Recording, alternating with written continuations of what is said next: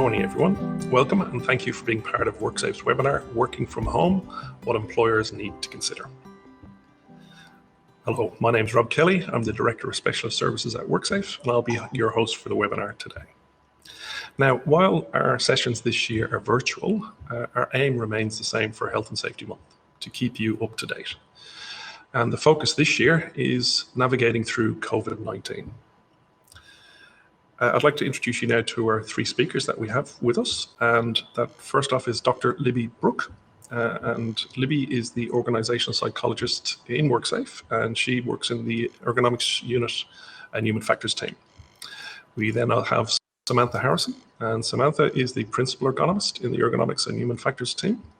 And finally, we have Kirsty Brown, who's the project manager, psychological health program. Good morning. Morning. Good morning, everyone. So an overview of today, we've structured this session as a conversation between myself and our three WorkSafe experts. That's really outlines the important considerations for employers and employees around working from home. And now, while it's a new environment for some of us, the health and safety well-being factors are crucial for all of us. Now, remember, if there's anything that you'd like to discuss urgent, please call our advisory line or our emergency line, and I believe the details are on the screen as we speak. Now, any of the information that you see today, any of the resources we refer to, they will be on screen on the website at the conclusion of this event. So with that, welcome. Working from home has been a new way of working since COVID-19 has come along for many employees. And it's going to be that way, I'd suggest, for a little while when we find the new normal. But wherever our people are, employers have the legal obligation to support them through OH&S considerations for their physical and mental well-being. As home becomes a new workplace for many of us, we all have to get it right. So, Kirsty, I'm going to lead in with you on this first question. Why is that so important to get it right? The world of work feels and looks very different to what it's ever done before. And I think there's no question that the COVID pandemic has probably shone a spotlight on working from home arrangements more so than it ever has. But I think for us, the fundamental message that we all need to keep front of mind and remind ourselves is that employers' legal obligations haven't changed, and there's no change to any requirements for any workplace under the Occ Health and Safety Act and the Occupational Health and Safety Regulations. So safety has to remain our fundamental priority, whether we're in a pandemic like we are at the moment or not.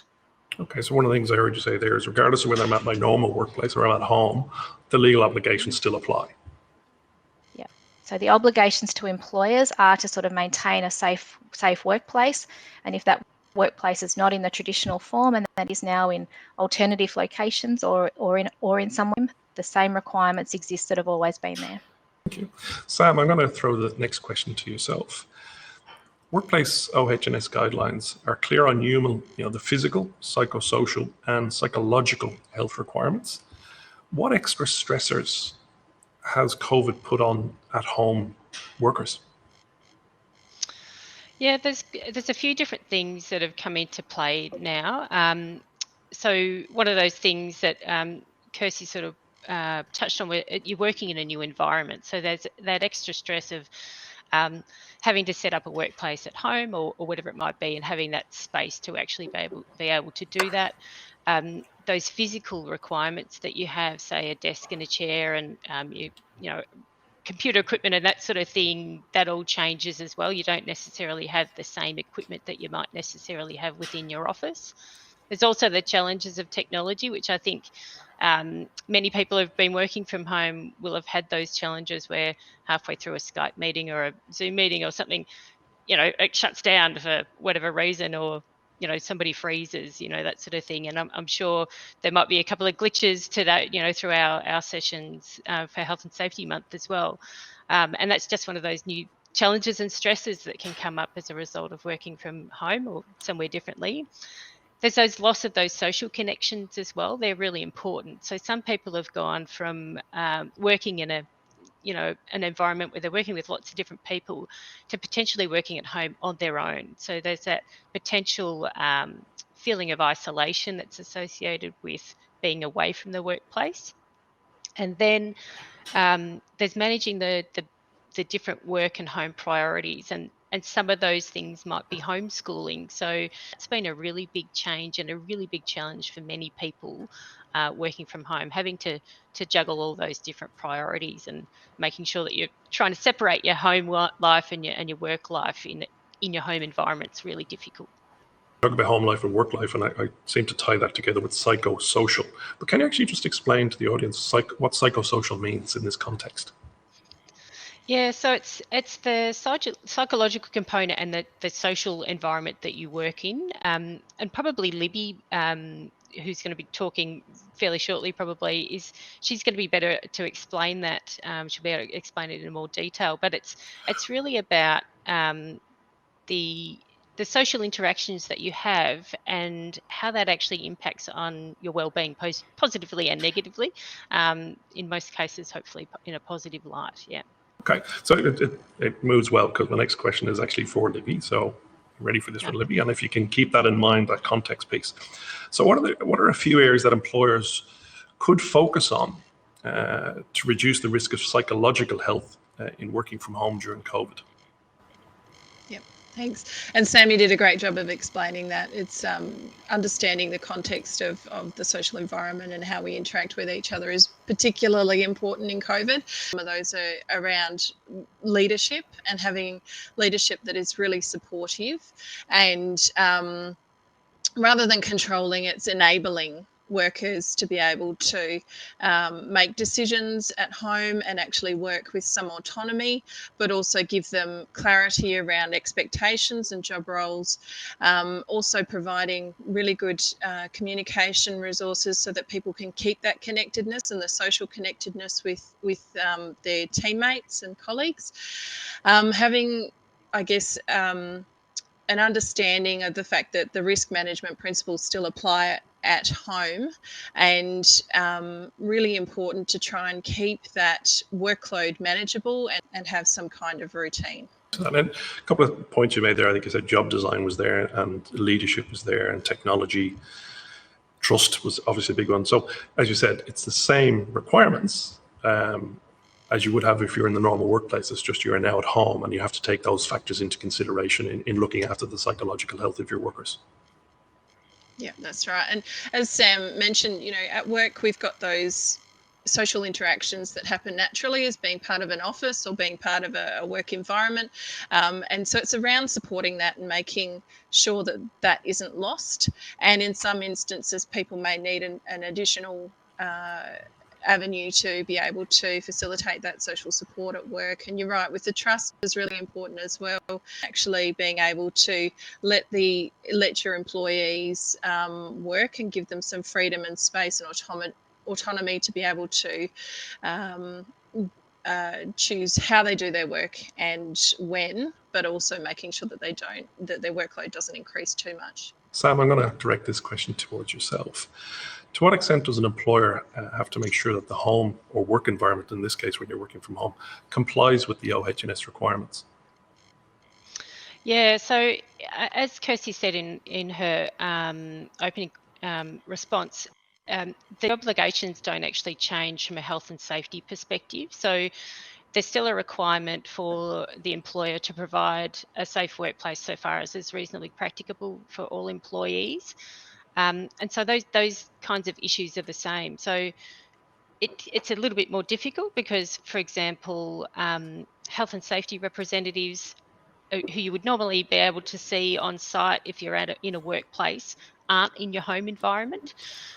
So they may be a little bit more difficult to contact, but it's really important that you maintain that contact through to your employees, through your HSRs or directly with your employees themselves, to actually ensure that they're okay. And it goes back to Libby's point as well about that trust and the communication.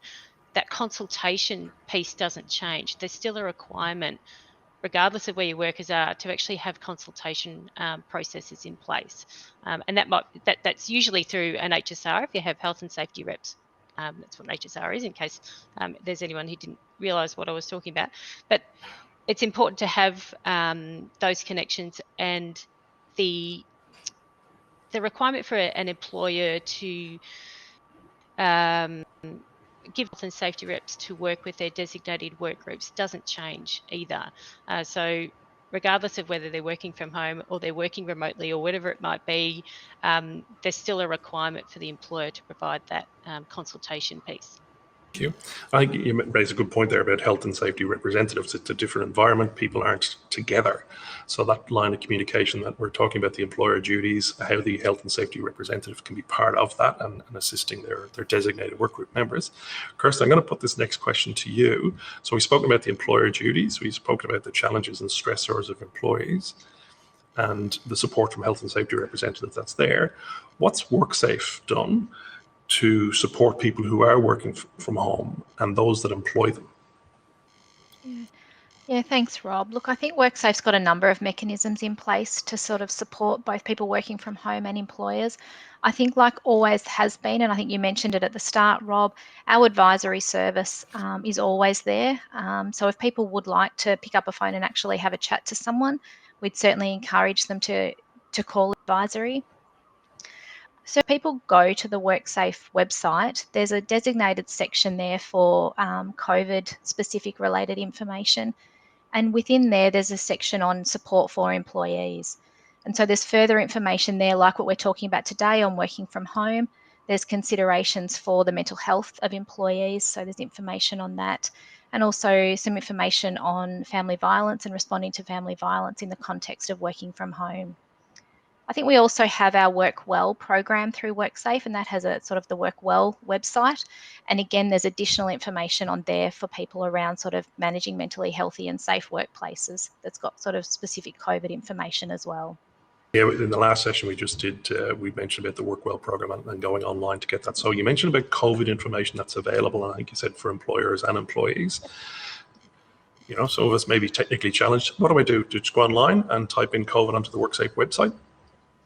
Yeah, if people go into Google, Rob, they can, if you just search sort of WorkSafe and COVID, it'll certainly bring it up as sort of one of the top search categories. If people go to the worksafe.vic.gov.au website, they will see very much on that homepage that designated COVID-related section or card or box that we refer to it often as, that's really clearly there for people to access on the homepage.